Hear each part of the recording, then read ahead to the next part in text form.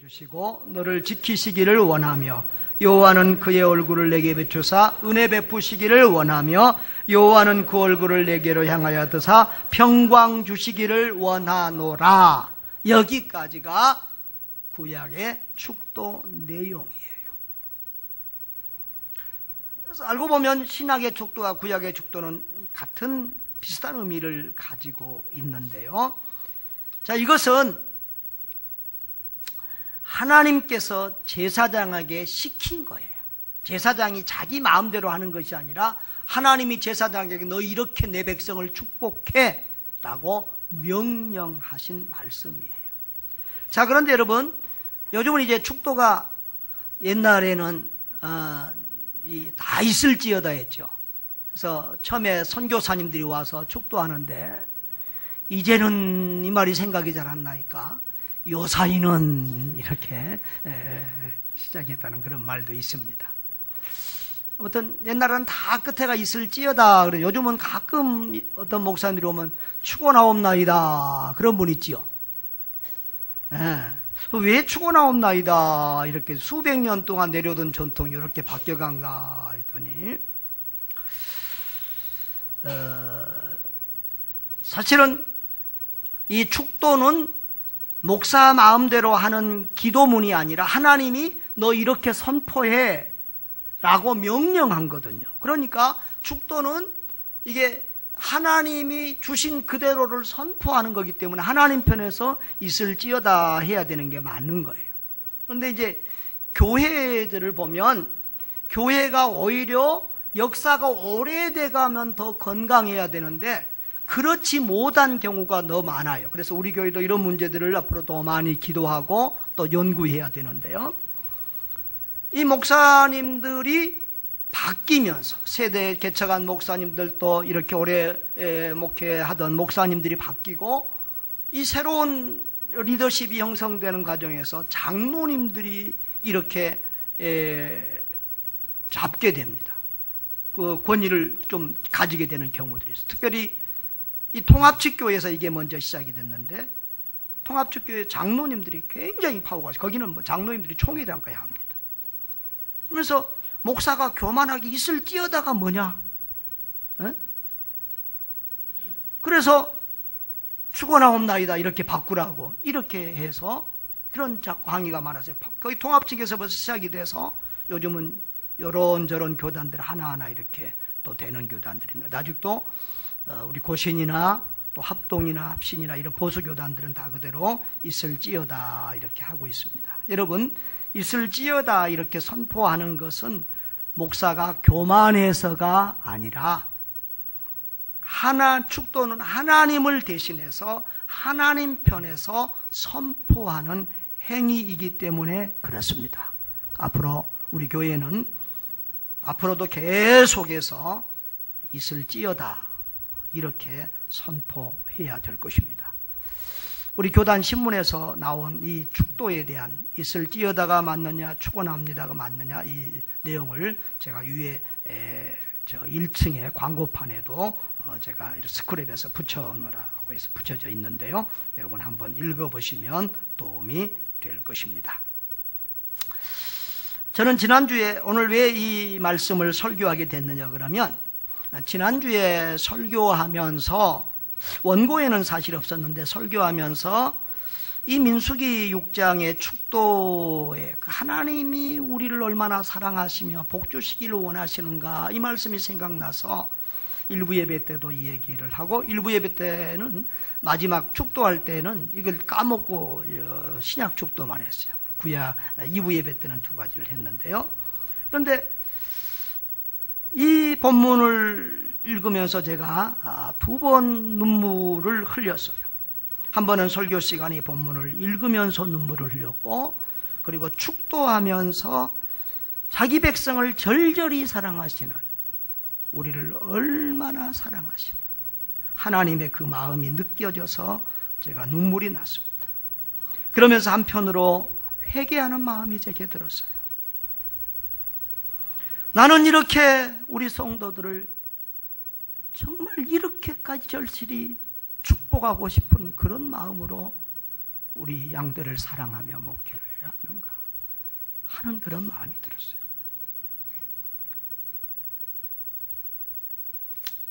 저에게 보내주신 하나님의 사자 윤광희 사모가 가끔 그런 얘기를 합니다. 목사님, 좀 성도들을 위해서 축복기도 좀 더 팍팍 해주시면 안 돼요?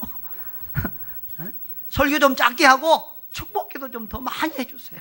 이런 얘기를 가끔 하는데 저는 그런 생각을 했어요. 신약의 예수님이 구하지 않아도 너희 있을 거 다 안다. 그랬는데 뭐 자꾸 그러냐? 또 하나님은 당연히 우리에게 복 주시기를 원하는데 잘만 믿으면, 우리가 예쁜 짓만 하면 복 달라 해도 안 준다. 다 달라고 안 해도 다 주신다. 또 그런 생각. 또 한편으로는 어떤 성도들을 위해서는 진실하게 복을 빌어주는 그런 마음이 내 마음속에서 진심으로 우러나는데요. 어떤 성도들에 대해서는 하나님이 이런 사람에게 복 주겠나? 이런 사람을 위해서 내가 축복 기도하는 것은 위선이 아닌가, 거짓이 아닌가, 내 양심을 속이는 것이 아닌가, 이런 마음이 들 때도 있어요. 그래서 겉으로는 축복 기도로 속마음으로 이게 잘 안 되는 경우가 있어요. 여러분은 착해서 안 그런지 모르겠는데 저는 좀 그래요. 그런데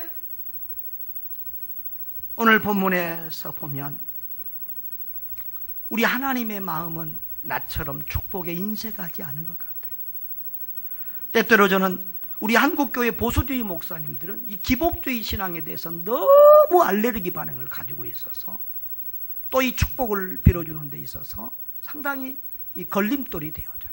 오히려 그것 때문에 걱정하다 축복을 더 많이 선포하고 빌어주지 못한 그 손해를 오히려 더 많이 보는 것 같다는 느낌이 좀 들어요. 그런데요, 하나님의 마음은 안 그렇다는 것을 제가 느꼈어요. 하나님은 자기 백성들이 다 온전한 건 아니지만 하나님은 자기 백성들에게 이렇게 복 주시기를 원하는구나. 그 하나님의 마음이 제가 느껴졌어요. 여러분, 오늘 본문의 말씀은 하나님이 모세에게 말씀하셨다고 2절에 그랬죠. 22절에 모세를 통하여 아론과 그의 아들들, 제사장들입니다. 제사장들에게 준 말씀이에요. 자, 23절 한번 읽어보겠습니다. 시작. 아론과 그의 아들들에게 말하여 이르기를 너희는 이스라엘 자손을 위하여 이렇게 축복하여 이르되 그랬어요. 하나님이 이 축복의 말씀을 누구를 통해서 선포하게 했어요? 제사장들을 통해서 선포하게 했어요. 그리고 누구에게 축복하라고 그랬어요? 이스라엘 자손들, 요즘으로 말하면 하나님의 백성 성도들에게 축복하라는 거예요. 그런데 축복의 말을 네 마음대로 해라, 제사장 마음대로 그때마다 네 마음대로 네 뜻대로 해라가 아니라 누구의 뜻대로? 하나님이 딱 적어줄게 말하면 적어줬어. 이렇게 해. 더하고 빼고 네 마음대로 하지 말고 이렇게 해. 그렇게 하나님이 딱 그 축복의 메시지를 주면서 이대로 축복해. 이대로 너는 선포하기만 해. 그러면 내가 어떻게 하겠다. 27절 다 같이 그들은 이같이 내 이름으로 이스라엘 자손에게 축복할지니 내가 그들에게 복을 주리라. 복 주고 안 주고는 내가 결정해. 네가 성도들을, 네가 네 백성들을 옳다 그르다 좋다 나쁘다 판단하지 말고 너는 내가 하란 대로 축복을 선포하기만 해. 복 주고 안 주고는 내가 하는 거야. 내가 복을 줄 거야. 그런 의미를 담고 있습니다. 제사장 너희들의 생각대로 복을 주지 말고 내 백성을 향해서 내 마음을 가지고 내 소원을 가지고 내 사랑을 가지고 자기 백성들에게 축복하라는 그런 하나님의 마음이 거기에 담겨 있습니다. 여기 24절에서 26절까지 보면은 여호와는 여호와는 앞에는 그렇게 시작되죠. 또 제일 마지막 끝에는 뭐죠? 24절 끝에 원하며, 25절 끝에 원하며, 26절 끝에도 원하노라. 하나님이 원하는 그것이 무엇입니까? 자기 백성들이 복되게 살고, 은혜 가운데 살고, 평강 가운데 살기를 원하는 것입니다. 그리고 여기에 사용된 모든 동사들은 다 미완료형으로 되어 있어요. 그래서 너는 이 축복을 한 번만 아니라 앞으로도 계속해서 반복하라는 거예요. 그래서 우리 예배 시간마다 계속해서 축도하잖아요. 계속해서 앞으로도 반복해서 이렇게 백성들을 축복하라는 거예요. 자, 그 축복의 내용, 쉽게 말하면 하나님이 딱 적어주신, 이렇게 이대로만 해 라고 적어주신 축복의 내용이 뭐지요? 24절에서 26절 시작.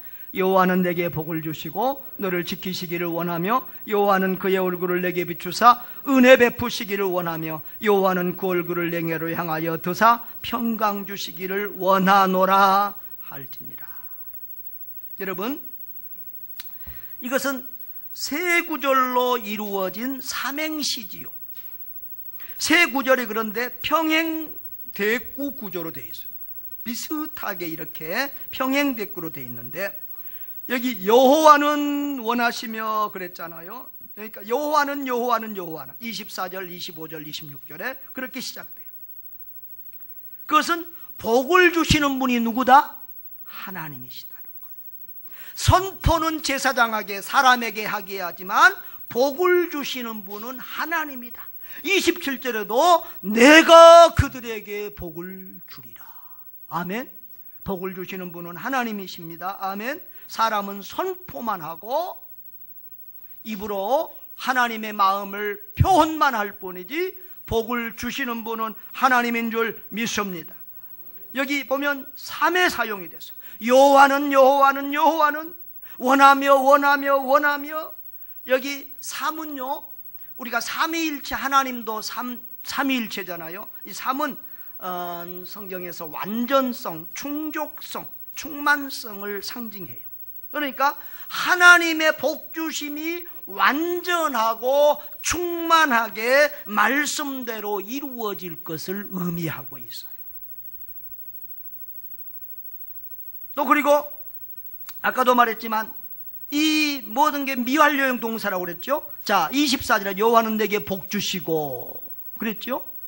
또 25절에 여호와는 그의 얼굴을 내게 비추고, 또 26절에 여호와는 그 얼굴을 내게로 향하여 드사 그랬는데, 이게 한 번만 아니고 하나님은 계속해서 앞으로도 너에게 복을 주시고, 앞으로도 계속해서 얼굴을 비추시고, 계속해서 너를 향하여 얼굴을 드신다, 이런 의미를 가지고 있어요.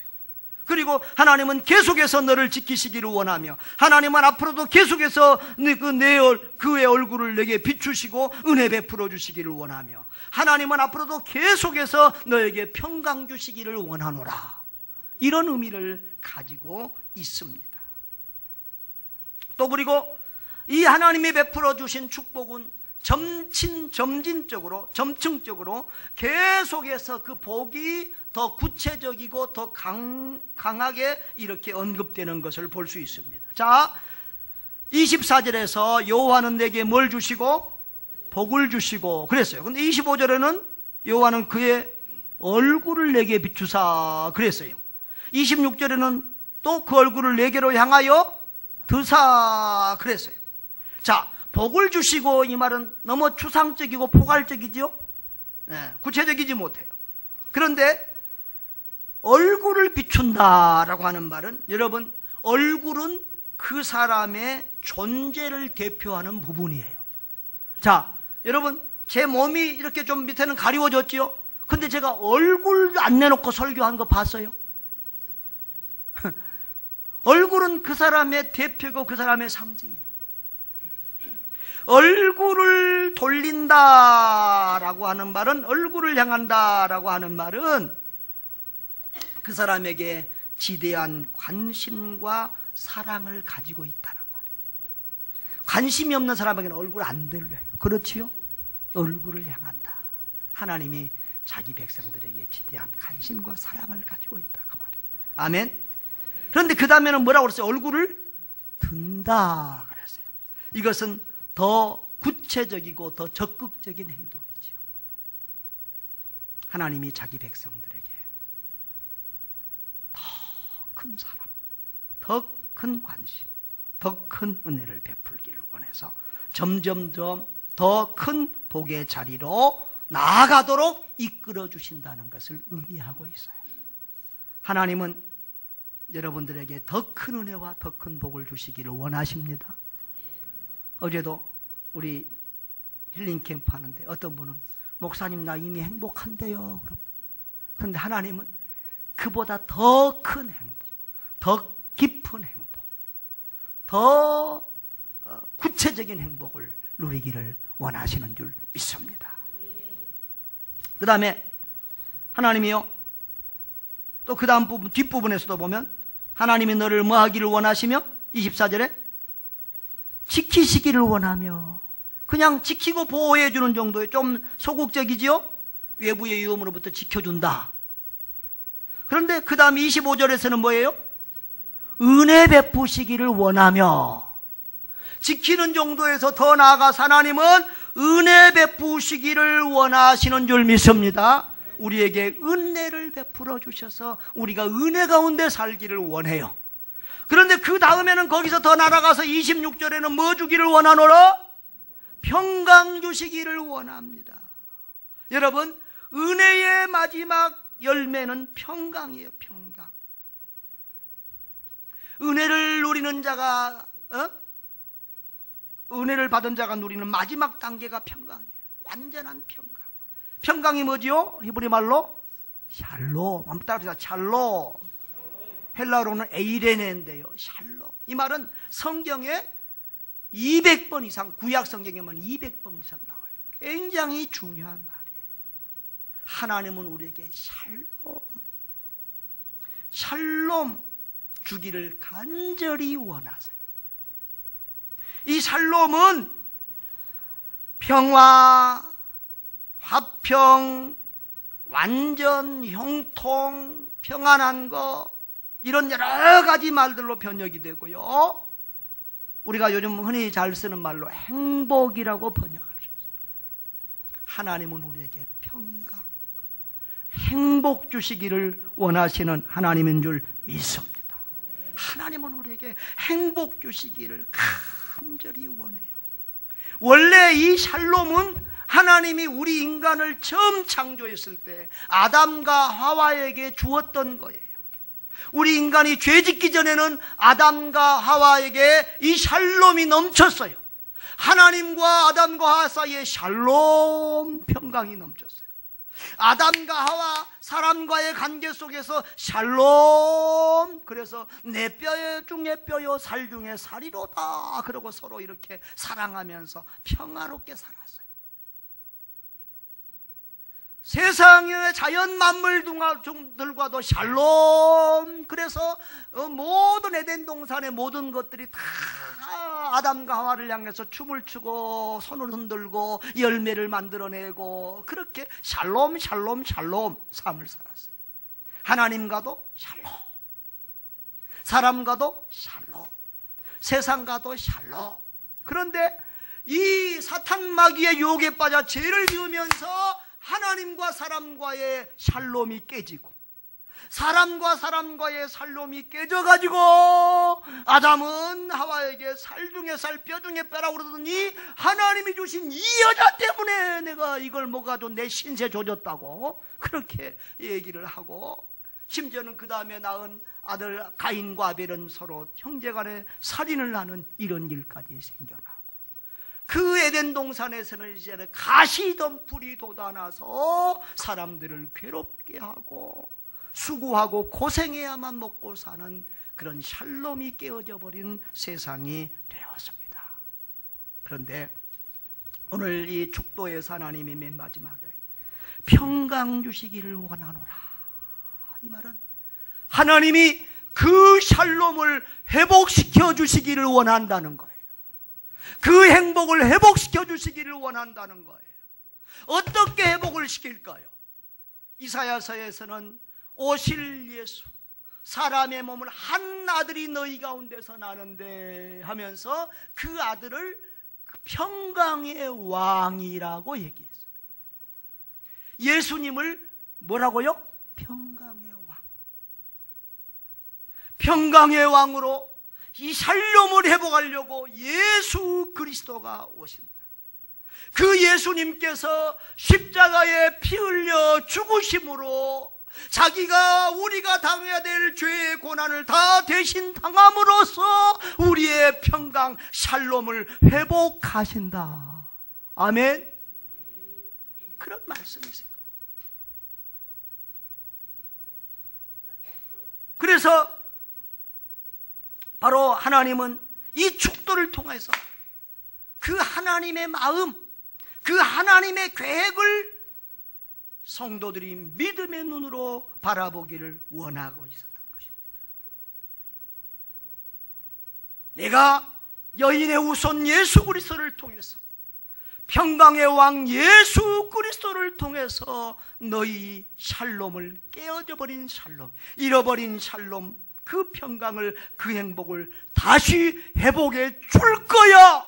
반드시 그리할 거야. 하나님이 그런 의지를 표현해 주는 말씀이 이 축복의 말씀인 줄 믿습니다. 또 한 가지만 팁을 더하자고 그러면은, 이 축복의 말씀은 이스라엘 전체를 향하여 점점 확장되어 갈 것이라는 의미도 가지고 있어요. 여기 24절, 25절, 26절 보면은 우리 한글 성경에도 갈수록 더 어떻게 돼요? 짧아져요? 길어져요? 길어지죠.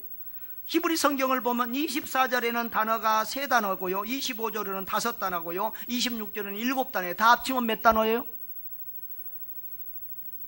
5, 7 그런 것도 잘 못 도하세요. 3, 5, 7인데 그 몇 단어예요? 15단어지요.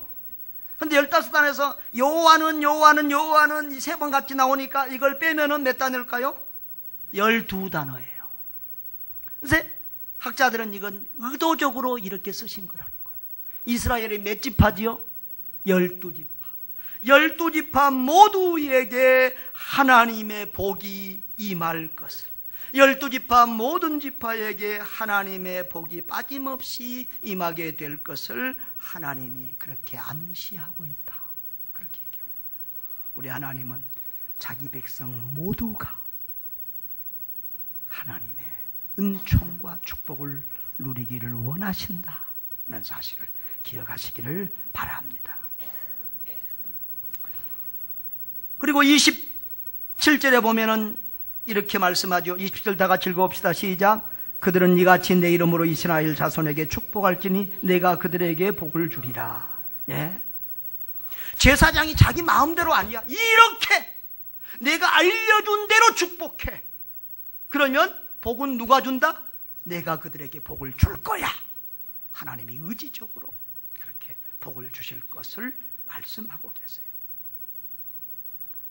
여러분, 축복은 제사장에 의해서 선포되지만 복을 집행하시는 분은 여호와 하나님인 줄 믿습니다.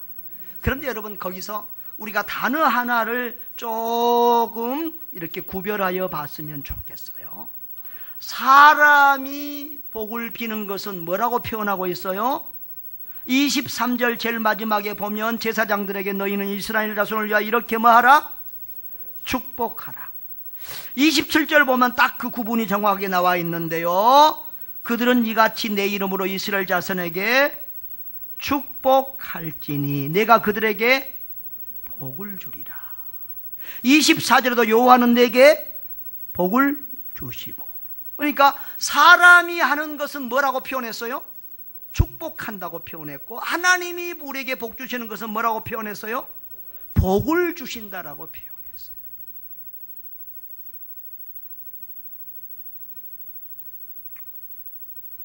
여러분, 복을, 축복이란 우리 교회에서 가장 잘못 사용되고 있는 언어가 바로 이 단어일 거예요. 축복은 사람이 하는 거예요. 축복이라는 말은 복을 빈다는 말이. 복을 빌어. 누구에게? 하나님께 복을 빌어. 복 달라고 기도하는 것이 축복이에요. 그런데 하나님은 누구에게 복 빌 대상이 있어요, 없어요? 하나님은 복을 주시는 분이지 하나님이 누구에게 복을 비는 게 아니에요. 그렇기 때문에 하나님이 우리에게 주시는 것은 복이에요. 우리가 축복을 비는 거예요. 아멘? 목사가 여러분을 축복하는 거예요. 우리가 성도들끼리 서로 축복하는 거예요. 아멘? 예. 근데 이걸 이제 너무 따지면은 또 설교 시간에 뭐 신앙생활 하면서 은혜 안 될 수도 있는데 통용화 됐으니까 축복이라는 말이 그러긴 합니다만은 이걸 구분해서 정확하게 쓰는 것이 더 옳은 일입니다. 복은 누가 주시는 거예요? 하나님이. 축복은 누가 하는 거예요? 사람이. 예. 여러분, 가장 완전한 사랑체, 가장 완전한 행복체는 성부, 성자, 성령, 삼위일체 하나님이십니다. 성부, 성자, 성령 하나님은 완전한 만족, 완전한 행복을 누리고 계세요. 그러면서 우리에게, 하나님의 자녀된 우리에게 너희도 우리 안에서 우리와 더불어 이 행복을 누리자라고 말씀하는 거예요. 그래서 성경에는 보면 내가 너 안에 너가 내 안에라는 말을 얼마나 많이 쓰고 있는 거예요. 우리가 하나님 안에 들어가면, 하나님이 내 안에 오시면, 우리가 하나님과 하나 되고 함께하면 거기에 진정한 행복, 진정한 천국이 이루어지는 줄 믿습니다. 그러니까 행복의 농도는요, 돈을 얼마나 많이 가지고 집 평수가 얼마나 넓고 여기에 달린 것이 아니라 하나님과 나와의 거리가 어떻게 돼요? 내가 하나님 안에 있으면 초막이나 궁궐이나 그 어디나 하늘나라예요. 아멘. 여러분, 행복을 엉뚱한 데서 찾지 마세요.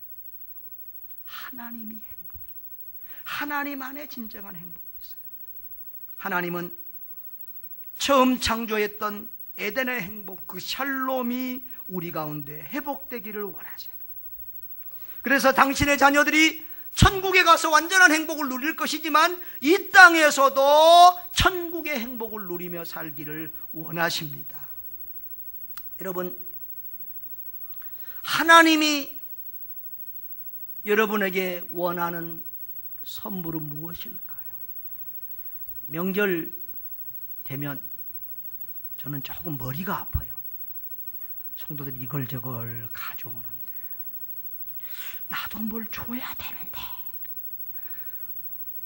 그래서 요즘 명절 되면 나도 뭐 여기저기 보내야 될 게 몇십만 원 들어가더라고. 차라리 우리는 추수감사절이나 성탄절에 했으면 좋겠는데 몇 번 내가 광고해도 안 돼. 잘. 하여튼 우리나라는 이 추석이나 구정명절을 뭐 하기가 어려운데 참 우리 교회 문화가, 우리 미국 같은 데는 추수감사절은 막 한 주일씩 1년에 백화점이 제일 잘 때가 그런 때잖아요. 우리도 좀 기독교 문화가 이렇게 좀 더 활성화됐으면 좋겠고 우리 성도들이 그런 면에서 좀 더 생각해 봤으면 좋겠다, 그런 생각이 있어요. 아무튼 선물은 또 받으면 즐거움이 되기도 하지만 또 그런 또 부담도 있습니다. 아무튼요, 하나님께 우리가 드릴 최고의 선물은 무엇일까요? 하나님께 드릴 최고의 선물은 무엇일까요? 여러분이 하나님께 드릴 최고의 선물은 무엇이에요? 모르세요? 모르시니까 못 드리지. 여러분의 부모님이 이 명절에 여러분께 원하는 최고의 선물은 뭔 줄 아세요? 예? 모르신가 봐? 현찰이요, 현찰. 현찰.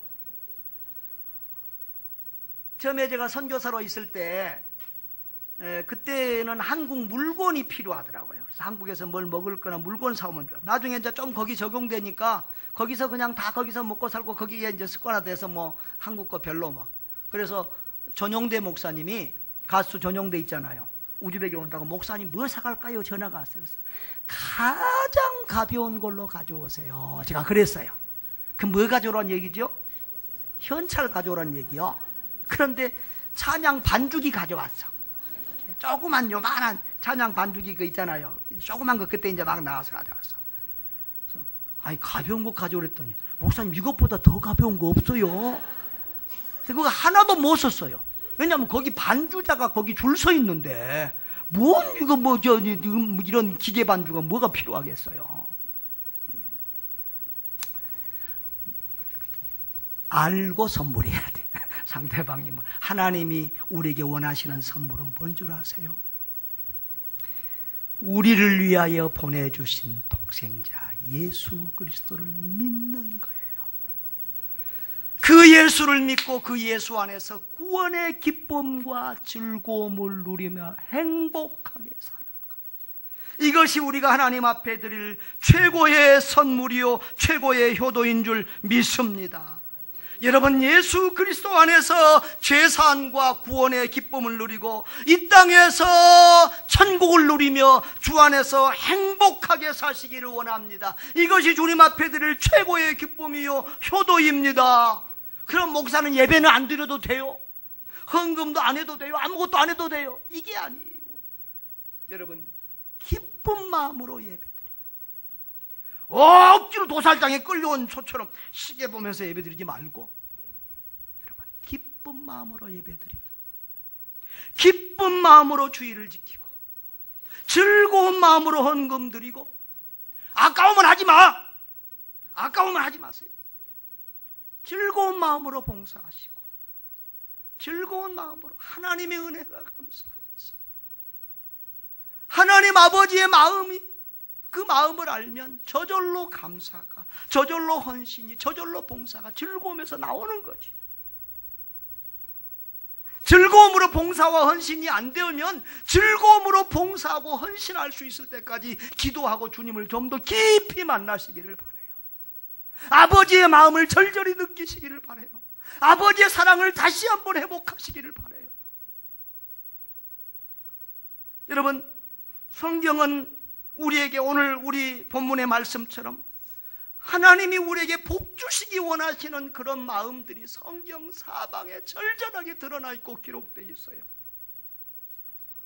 그런데 그 중에 하나가 저는 데살로니가 전서 5장 16절에서 18절 말씀 같아요. 항상 기뻐하라. 쉬지 말고 기도하라. 범사에 감사하라. 이것은 너희를 향한 하나님의 뜻입니다. 이 말씀은 너무 짧은데 목사가 이 말씀을 가지고 설교하려면 얼마나 힘든지 몰라요. 덜고민. 어떻게 사람이 항상 기뻐할 수 있겠어요? 이 세상이 어딘데? 광야인데. 이 광야와 같은 세상에 날마다 이런 사고 저런 사건들이 터지는 이 세상에서 어떻게 사람이 항상 기뻐할 수 있냐고요? 어떻게 쉬지 않고 기도해요? 잠도 안 자?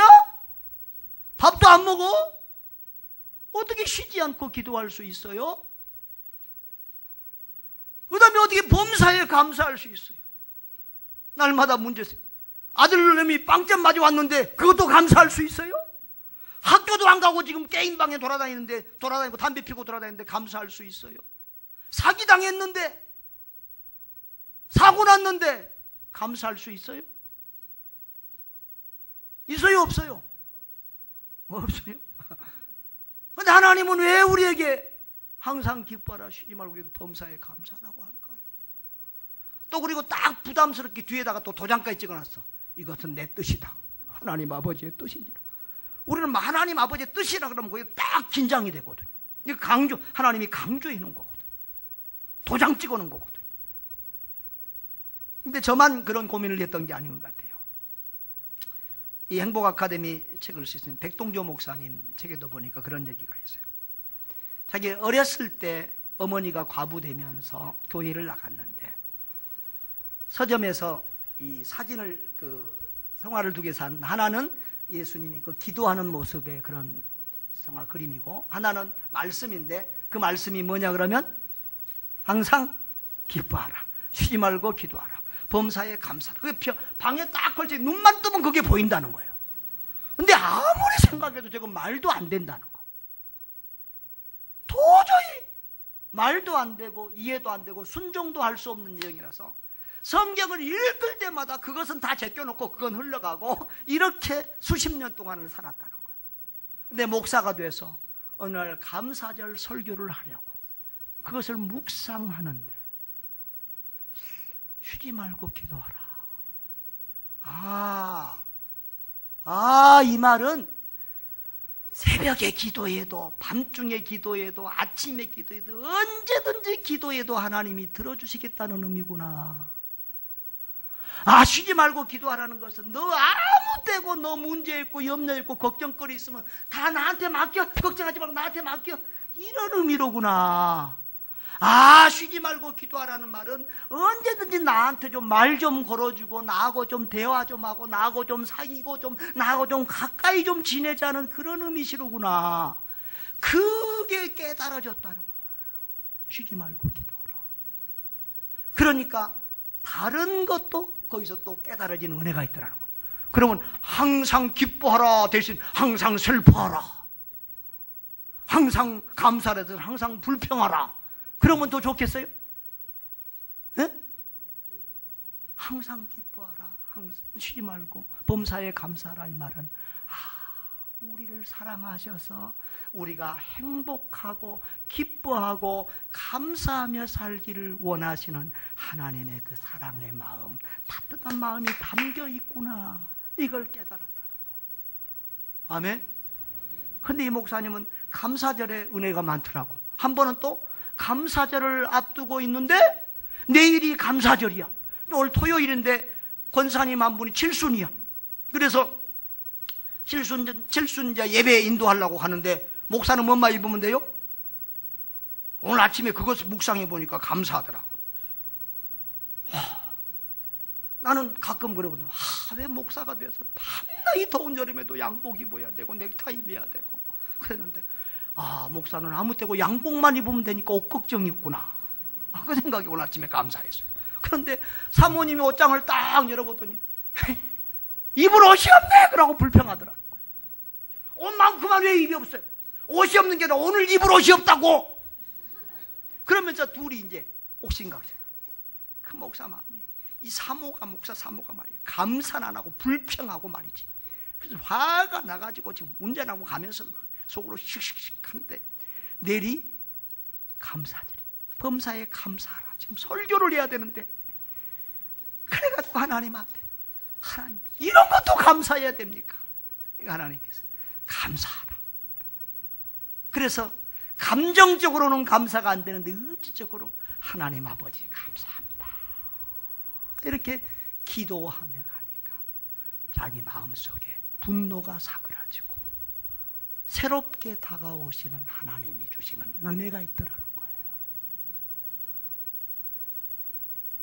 나한테 이렇게 마음 놓고 불평하고 투덜거릴 수 있는 아내가 있음을 감사합니다. 투덜거리면서도 도망 안 가고 나하고 이렇게 살면서 사모의 역할을 감당해주는 이런 아내가 있으니 감사합니다. 그렇게 감사가 나오고 그 다음에는 내가 우리 집사람에게 좀 세심하게 관심을 못 써줬구나 하는 회개도 나오더랍니다. 여러분 그렇습니다. 우리가 어떤 상황을 닥칠 때에 그 상황을 우리가 막을 수는 없어요. 이렇게 항상 기뻐하라, 쉬지 말고 기도하라, 범사에 감사하라는 우리 그리스도인의 삶의 스타일이어야 돼요. 삶의 습관이고 삶의 의식이고 우리 삶의 스타일이어야 돼요. 아멘? 뭐 해야 돼? 항상 기뻐하고 항상 기도하는 마음으로 하나님과 교제하고 그리고 범사에 감사. 이게 우리 그리스도인의 삶의 스타일 모습이어야 돼. 그럴 뿐만 아니라 이것은 세상을 이기는 그리스도인의 힘이에요. 여러분 갑자기 우리에게 일어나는 돌발 상황과 사고들을 우리가 마음대로 막을 수 없어. 사모가 옷장 보고 투덜거리는 거 내가 막을 수 없어. 그렇지요? 갑자기 사고 난 거 내가 막을 수 없어. 그럼에도 불구하고 그런 상황에서 내가 어떻게 반응할 것인가는 선택할 수 있어요. 무슨 말인지 이해가 되십니까? 똑같은 상황에서 기뻐할 수 있고 슬퍼할 수 있고 똑같은 상황에서 감사할 수 있고 불평할 수 있고, 그것은 우리가 선택할 수 있잖아요. 아멘. 그런데 무엇을 선택하느냐에 따라서 우리가 승리할 수도 있고 실패할 수도 있고, 무엇을 선택하느냐에 따라서 우리가 행복할 수도 있고 불행해질 수도 있다는 거예요. 여러분, 상황이 아무리 소용돌이치고 문제가 생겨도 우리가 기뻐하고 감사하면 그 상황을 믿음으로 이길 수 있는 줄 믿습니다. 사랑하는 성도 여러분, 우리가 어떻게 하면 우리 하나님의 마음을 알고 하나님을 기쁘시게 될 수 있을까요? 하나님은 우리가 기뻐할 때 행복해 하신다는 거예요. 그래서 우리가 예수 안에서, 세상에서 기뻐하는 거 아닙니다. 술 마시면서 뭐 기뻐하고 또 이런 거 또 착각하시면 안 돼. 주 안에서, 예수 그리스도 안에서 최고의 기쁨을 누릴 때 우리 하나님이 최고의 영광을 받으시고 기뻐하고 행복해 하시는 줄 믿으시기를 바랍니다. 하나님은 우리 대신 십자가 지시고 우리 죄를 대속하신 예수 그리스도 안에서 구원의 기쁨을 누리며 즐거워할 때 우리 하나님도 춤을 추시는 줄 믿습니다. 여러분, 하나님은 우리에게 오늘 복 주시기를 원하며 지켜주시기를 원하며 은혜 베푸시기를 원하며 평강 주시기를 간절히 원하십니다. 이 하나님의 마음을 아는 철든 성도들, 성숙한 성도들 되시기를 바랍니다. 우리를 향한 하나님의 소원인 예수 그리스도 안에서 생명과 기쁨을 누리는 행복한 삶을 사는 여러분 되시기를 바랍니다. 그리하여 하나님을 기쁘시게 하고 하나님을 춤추시게 하는 여러분 되시기를 주의 이름으로 축복합니다.